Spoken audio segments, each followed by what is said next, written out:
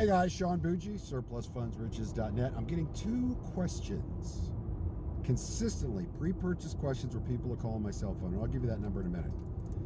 But I'm getting these questions nonstop, so I need to address them. One is using the takeaway close, because they've seen, those are the folks that have actually watched my free hour-long, well, a little over an hour, training video that's on our channel, our YouTube channel, Surplus Funds Riches, all one word. You can find it on there. Anyway, they've seen that, and they're starting to get into that so that they can have kind of an overview of what's coming up and how they're going to be trained. And it's a really in-depth training, by the way. But one of the questions I get from folks is, one of the things you mentioned, Sean, was the takeaway close. And I've thought about using that in the past, or I was involved in surplus funds before, or I used to be involved flipping homes, and I've used something like it and it didn't work. And I'm saying, all right. And by the way, guys, I'm going to give you my cell phone number before this is over, so you can call me direct with pre-purchase questions, 9 a.m. to 1 p.m. Eastern Standard Time.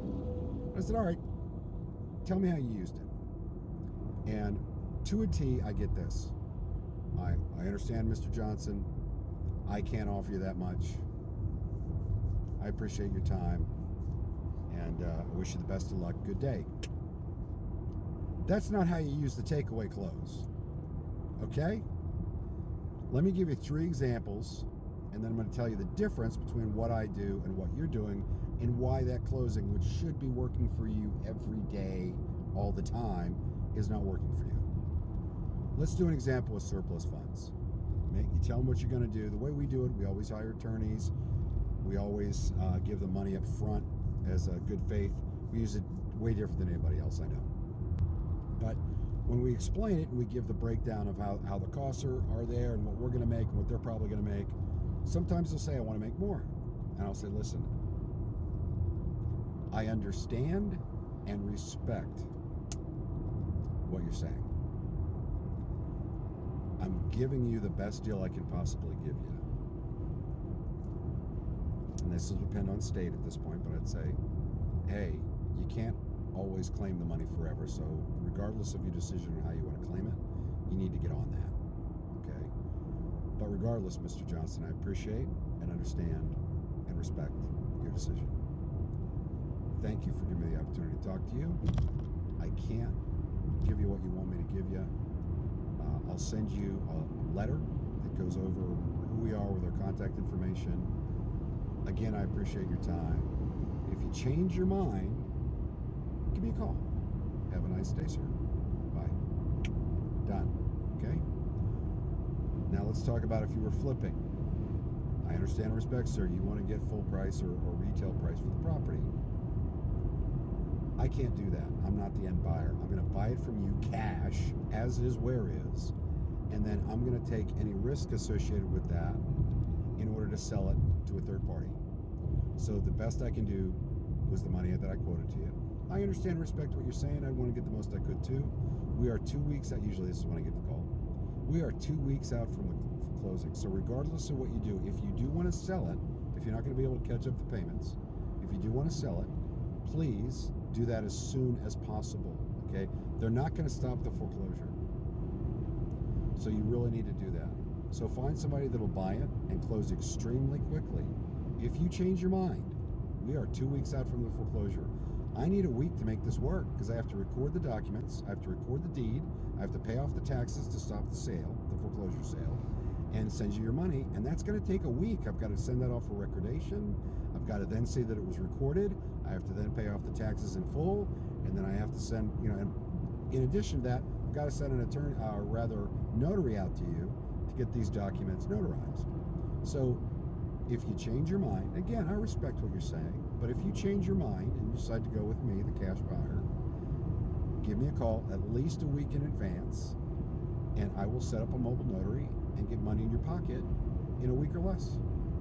I appreciate the time. Again, I'll be sending you my contact information. If you change your mind, give me a call right away and we can get this done. Thank you. Now, I'm going to do a little bonus round here. For those of you guys that are realtors, we get a lot of realtors.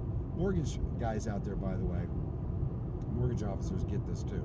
But realtors, I used to list a lot of property. I mean, a ton of property, like 200 houses a year. Okay, I did a huge amount of business. Had a huge Remax team, did all that. Traded that in for flipping property and doing surplus funds retrieval. But I would always go in person when I got an offer, when it was my listing, and I'd meet them in person to go over the offer. Now, I'd tell them the overview there, but I'd go in person. And the reason is, without fail, we would come within about $2,500 of my seller's minimum. And the way I handle it is I'd say, I understand and respect your position on that.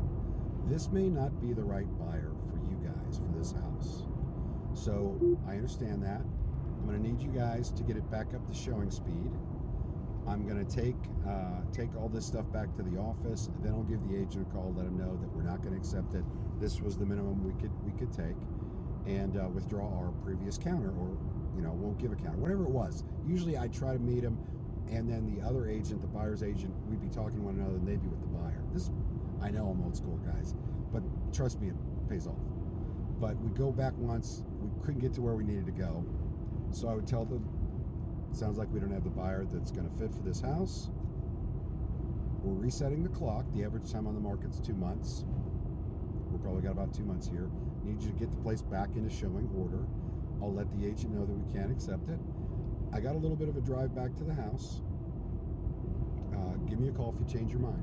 Again, I respect your decision. But give me a call if you change your mind. I'll probably be back at the house in about a half an hour. Thanks, guys. Good to talk to you today. Leave. What's the difference between what I did and what these other people were saying they did? One, I always gave them a path. You don't just box them in and assume that they're either going to take your deal or that's it, the end of the world, or at least present it that way. Say, look, if you change your mind, give me a ring. Secondly, besides giving them the path, and what path am I going to give them? The path I want them to take. Right? So that's the path I'm going to give them. Always give them a path. You give them a way out where they can come back later without loss of faith or face, and they can come back to you, and you can put a deal together. Always give them the path. The second is, these guys were going, yeah, I understand what you're saying. I can't do that. Have a nice day. Click. No.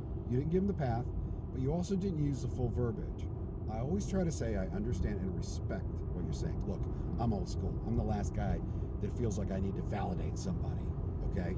However, I'm going to go ahead and do that. I'm going to say I understand and respect your thoughts on this, your decision. I gave you the best offer I could.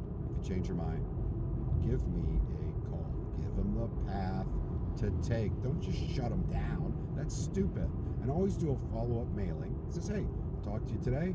Couldn't come to terms. Change your mind. Give me a ring. Here's my phone number. Remember, I need X amount of days before the foreclosure date if you're buying it pre-foreclosure. Remember, we're on limited time in most states if it's a surplus funds deal. For realtors, that example I gave you as a listing agent, I never made it the half an hour before getting a call, and they made the deal. $2,500. They thought about it. I really don't want to clean the house back up. I've got a deal in hand that could close in a month.